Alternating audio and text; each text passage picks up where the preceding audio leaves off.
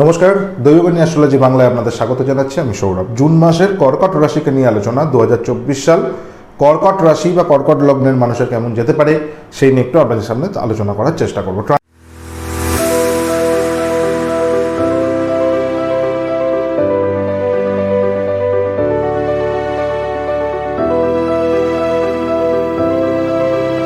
অনেকগুলো প্ল্যানেটের ট্রানজিট আছে।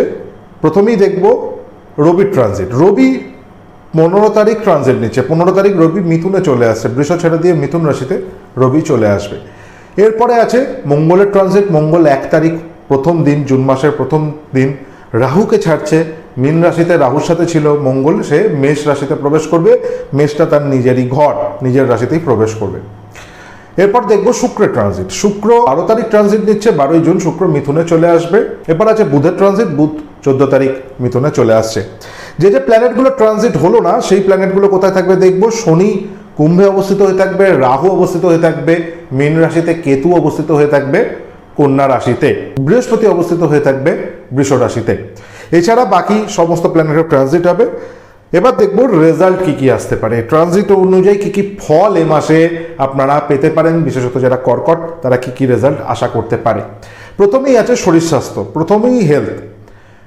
অত্যন্ত অশুভ একটা ক্ষেত্র তৈরি হয়ে রয়েছে কর্কটের নানান রকম হেলথের অব্লিকেশনস আসছে এবং এটা অনেকদিন ধরেই আপনারা ফেস করছেন। শনি অষ্টমে অবস্থান, দ্বাদশে অনেকগুলো প্ল্যানেটের অবস্থান হবে, সুতরাং একটা হেলথের উপর প্রভাব ফেলবে।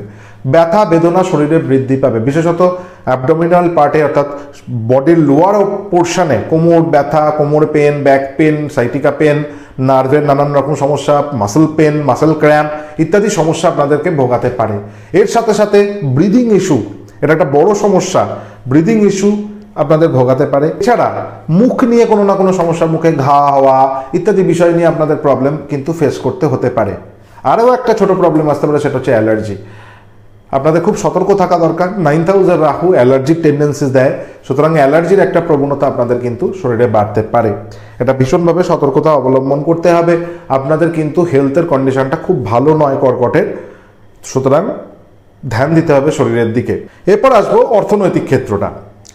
অর্থনৈতিক ক্ষেত্রটা শুভ অশুভ মিলিয়ে অর্থ আর্নিংয়ের জায়গাটা আছে, ভালোই আছে। অর্থ আর্ন আপনারা করবেন, রোজগার হবে, কিন্তু খরচের জায়গাটাও ভীষণভাবে রয়েছে। অর্থ থাকবে না আপনাদের হাতে, ভীষণভাবে খরচা হয়ে যাবে, কিছুতেই টাকা আপনারা রাখতে পারবেন না। কোনো না কোনোভাবে অর্থ বারবার বেরিয়ে যাওয়ার একটা প্রবণতা তৈরি হবে। আর একটা বিষয়, আপনাদের নিজেদের ব্যক্তিগত কারণে অর্থ যতটা না বেরোবে, আপনাদের অন্য মানুষেরকে হেল্প করার জন্য, অন্য মানুষকে সাহায্য করার জন্য ইত্যাদি বিভিন্ন বিষয়ের জন্য কিন্তু অর্থ বেরিয়ে যাওয়ার একটা প্রবণতা থাকবে। এটা অনেকদিন ধরেই চলছে এবং এটা এখনও কিন্তু থাকবে। এর সাথে সাথে লোন হওয়ার একটা পরিস্থিতি তৈরি হচ্ছে, যদিও সেটা খুব বড় প্রবলেম করবে এমনটা আমি বলছি না, কিন্তু লোন আপনাদের একটা হবে। সুতরাং লোন নিয়ে কিন্তু সতর্কতা থাকা, একটা বলছি আমি, লোন একাধিক লোন হওয়ার সম্ভাবনা, কিন্তু লোন আপনাদের হবে। তো এই জায়গাটা সতর্কতা অবলম্বন করতে হবে। অবশ্যই যদি আপনাদের পার্সোনাল হরোস্কোপটা গন্ডগোল থাকে তাহলে এই ট্রানজিট আপনাদের ভীষণ ভোগাবে। এবার পার্সোনাল হরোস্কোপ যদি ভালো থাকে তখন সেক্ষেত্রে এটা ব্যালেন্স হয়ে যাবে এই ট্রানজিটের রেজাল্টগুলো।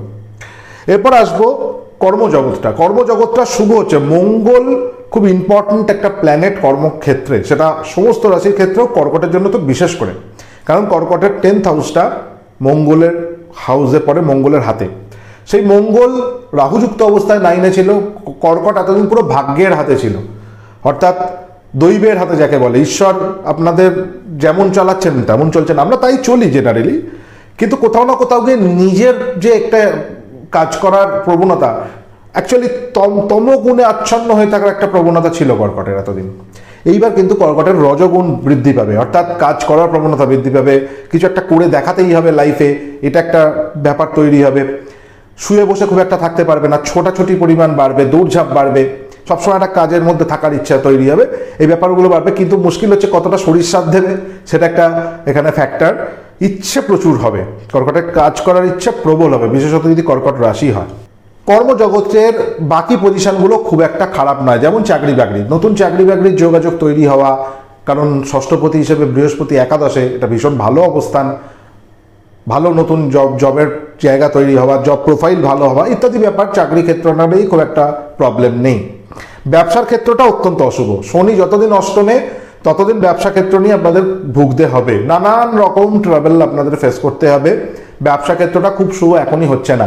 যে ব্যবসায়ী আপনারা ভাবুন না কেন, কোনো ব্যবসায়ী এই মুহূর্তে আপনাদের খুব একটা হেল্প করবে না যে ব্যবসাটাকে আপনাদের সঠিকভাবে দাঁড় করানোর জন্য। এই সার্ভাইভাল মোডেই আপনাদের ব্যবসা চলবে, খুব বিরাট এক্সপ্যান্ড আপনারা এই মুহূর্তে বিজনেসের ক্ষেত্রে করতে পারবেন না। পেশাজীবী যারা মানুষ আছেন, পেশা যারা করছেন, প্রফেশনাল প্র্যাকটিসের মধ্যে যারা আছেন, তাদের ক্ষেত্রে একটা সুবিধাজনক অবস্থান হচ্ছে, কারণ মঙ্গল এখানে খুব ইম্পর্টেন্ট একটা ফ্যাক্টর। তো মঙ্গলের মেষ রাশিতে ট্রানজিট হয়ে যাওয়া, এটা আপনাদের কিন্তু যারা পেশাজীবী যারা মানুষ আছেন তাদের কিন্তু ভীষণ ভালো একটা জায়গা। নতুন হঠাৎ করে দেখবেন কাজের ফোর্স বাড়ছে, কতটা সেটা ইকোনমিক্যালি আপনারা গেইন করছেন সেটা বড় কথা নয়, কিন্তু নানান কাজে অ্যাক্টিভিটি একটা বেড়ে যাবে আপনাদের আশেপাশে। কাজের সবসময় প্রচুর কাজ এই সময় আপনারা হাতে পাবেন। আর কাজ পেন্ডিং হয়ে যাওয়ার একটা জায়গা অবশ্যই কর্কটে থাকে, তো সেই জায়গাটা কিন্তু আপনাদের একটা প্রভাব, নেগেটিভ প্রভাব ফেলবে। কিন্তু ওভারঅল যদি দেখি কর্মজগতে ব্যবসার ক্ষেত্রটা অশুভ আছে, কিন্তু বাকি ওভারঅল কর্মজগতে খুব নেগেটিভ নয়। বিবাহিত জীবন অত্যন্ত অশুভ একটা কন্ডিশন। যতদিন শনি কুম্ভ রাশিতে অবস্থিত হয়ে থাকবে, বিবাহ এবং বিবাহিত জীবন অত্যন্ত সমস্যাবহুল থাকবে। যে যাই বলুক, আমি বলছি আপনাদের বিবাহিত জীবন খুব একটা সুবিধাজনক অবস্থানে নেই। পার্সোনাল হরোস্কোপে যদি আপনাদের বিবাহ বা বিবাহিত সেক্টরের যে জায়গাগুলো থাকে পার্সোনাল হরোস্কোপে, সেটা যদি ভালো থাকে, আপনাদের পার্সোনাল হরোস্কোপে যদি শনির পজিশন ভালো থাকে, আপনাদের পার্সোনাল হরোস্কোপে মঙ্গলের পজিশন ভালো থাকে, শুক্রের পজিশন ভালো থাকে, তখন এই ট্রানজিটের নেগেটিভ এফেক্টটা আপনাদের অনেকটা কমবে। কিন্তু যদি সেখানে কোনো ড্যামেজ হয়ে থাকে, তাহলে কিন্তু আপনাদের বিবাহ এবং বিবাহিত জীবন ডিজাস্টারের একটা পজিশন, অত্যন্ত খারাপ পজিশনের মধ্যে দিয়ে যাবেন। বিবাহ বিবাহিত জীবনের ক্ষেত্রটা মোটেই ভালো পেলাম না। সন্তানের ক্ষেত্রটা নিয়ে যদি বলি, সন্তানের ক্ষেত্রটা শুভ। মঙ্গল খুব ইম্পর্টেন্ট ট্রানজিট, এটা সন্তানের এতদিন নেগেটিভ একটা জায়গায় ছিল, নবমে থাকলেও রাহুযুক্ত অবস্থায়। এই মুহূর্তে দশম ভাবটা সন্তানের জন্য খুব ফেভারেবল নয়, কিন্তু তা সত্ত্বেও সন্তানের ক্ষেত্রটা খারাপ আমি দেখতে পাচ্ছি না। খুব ফেভারেবল না হলেও খুব নেগেটিভ নয়। সুতরাং সন্তান ক্ষেত্র নিয়ে খুব দুশ্চিন্তার এই মুহূর্তে কিছু নেই। সন্তান ক্ষেত্রটা মোটের ওপর শুভ বলা যেতে পারে। প্রপার্টি খুব শুভ জায়গা তৈরি হচ্ছে প্রপার্টি কেনার ক্ষেত্রে, বিশেষত যারা নতুন প্রপার্টি কিনতে চাইছেন, ফ্ল্যাট বাড়ি কিনতে চাইছেন, ইভেন 2 চাকা 4 চাকা, তাদের জন্য অত্যন্ত শুভ কন্ডিশন, অর্থাৎ আপনারা নতুন প্রপার্টি কিনতে পারেন। কিন্তু প্রপার্টি বেচার ক্ষেত্রে সমস্যা, কিছুতেই বিক্রি হতে চাইবে না। প্রপার্টি যদি সেল করতে চান, দাম পাবেন না, ক্রেতা পাবেন না, এই জাতীয় সমস্যা আসবে। কেনার ক্ষেত্রে খুব নেগেটিভ পাচ্ছি না, মনের মতো জিনিসই আপনারা পাবেন। সুতরাং একটু ধৈর্যের জায়গাটা কিন্তু বাড়াতে হবে, একদম হঠকারী ডিসিশন নিলে হবে না। একটু ধৈর্য নিয়ে যদি করেন খুব একটা অসুবিধাজনক নয়। কিন্তু একটা সতর্কতা এখানে আমি দিয়ে রাখি, পারিবারিক সূত্রে প্রপার্টির ক্ষেত্রে কর্কট রাশি বা কর্কট লগ্নে কোর্ট কাছারি মামলা মোকদ্দমা হলেও হতে পারে, এবং তার জন্য কিছু অর্থের গুণাগার, কিছু পেনাল্টি, কিছু ফাইন ইত্যাদি জায়গা তৈরি হবে। যারা 2 চাকা 4 চাকা চালান তাদের ক্ষেত্রেও কিন্তু কেস হয়ে যাওয়া, অ্যাক্সিডেন্ট হওয়া, নানান রকম প্রবণতা, এবং তার জন্য পুলিশ কেস হওয়া, থানা আদালত কোর্ট কাছারির জায়গা তৈরি হওয়া, এই জাতীয় সমস্যা আপনাদের ভোগাতে পারে। এই জায়গাটা সতর্কতা অবলম্বন করতে হবে। ডিপ্রেশন, অ্যাংজাইটি আসার একটা সম্ভাবনা এই কোর্ট কাছারির জায়গা থেকে আসার তৈরি হতে পারে, এটাও আপনাদের সতর্কতা অবলম্বন করতে হবে। এডুকেশনের সেক্টরটা যদি দেখি, প্রাইমারি এডুকেশনে কোনো সমস্যা নেই, কিছু বিশেষ বলারও নেই, কিন্তু হায়ার এডুকেশন অত্যন্ত গণ্ডগোলের। যদিও বৃহস্পতি একাদশে আছে, সুযোগ আপনারা প্রচুর পাবেন। যারা বাচ্চারা, যেসব বাচ্চারা বড় হয়ে স্টাডির মধ্যে আছেন, বড় পড়াশোনার দিকে যাচ্ছেন, প্রফেশনাল স্টাডির মধ্যে আছেন, হায়ার এডুকেশনের মধ্যে আছেন, তাদের সুযোগ প্ল্যাটফর্মের কোনো অভাব হবে না। কিন্তু নিজেদের হঠকারী সিদ্ধান্ত, নিজেদের ভুল ডিসিশন, অন্য লোকের কথায় ডিসিশন নেওয়া, অন্য লোকের কথায় সাবজেক্ট চুজ করা, মানে বন্ধু বান্ধব একটা সাবজেক্ট নিচ্ছে, আপনি হয়তো নিয়ে ফেললেন বা আপনার বাচ্চাও নিয়ে ফেললো হায়ার স্টাডিজে, বিশেষত গ্র্যাজুয়েশন বা এই টাইপের ক্ষেত্রে, এটা আপনাদের কিন্তু ভোগাতে পারে। স্ট্রিম চেঞ্জ হওয়া, মাস্টার চেঞ্জ হওয়া, টিচার চেঞ্জ হওয়া, মেন্টার চেঞ্জ হওয়া, এই জাতীয় প্রবলেম দেখাচ্ছে। আর রাহু নবমে খুব গন্ডগোল করে, কিছুতেই শেষ হতে দেয় না। হঠাৎ সে একটা সময় পর্যন্ত ভীষণ মেধাবী থাকবে, কোথাও না কোথাও গিয়ে তার একটা জীবনে পড়াশোনার একটা ইতি চলে আসে, এটা খেয়াল রাখতে হবে।